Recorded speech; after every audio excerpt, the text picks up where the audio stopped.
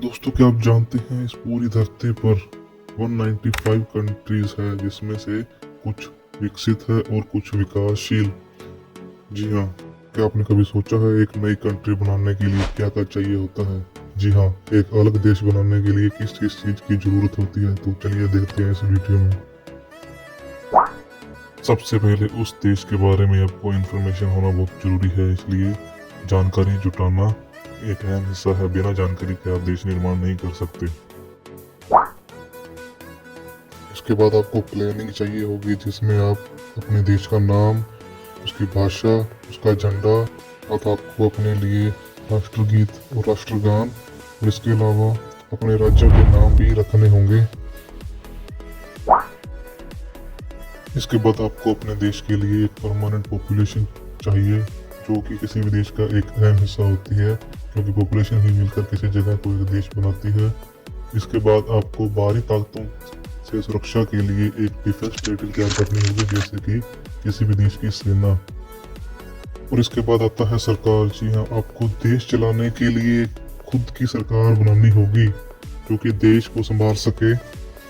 के साथ ही आपके पास इतनी क्षमता होनी चाहिए कि आप किसी भी अन्य देश के साथ संबंध बना सकें व्यापार के लेन देन के लिए।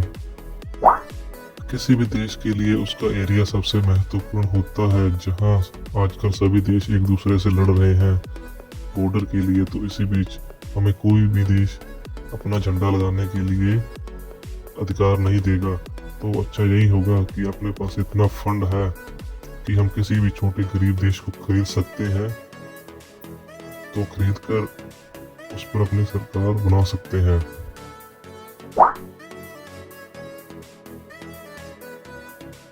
इसके साथ ही अपने देश में एक आइलैंड बनाएं, जिससे आप आसानी से व्यापारिक गतिविधियां कर सकते हैं और अपने देश में माल को इंपोर्ट और एक्सपोर्ट कर सकते हैं, क्योंकि समुद्र ही किसी भी देश की आखिरी सीमा होता है। इसके बाद आपको अपने देश में लोगों को बुलाना होगा, जो मिलकर वहां जनसंख्या का निर्माण करेंगे। इसके साथ ही आपको उनकी नागरिकता के लिए पासपोर्ट इशू करना होगा, जो उनकी पहचान बनेगी।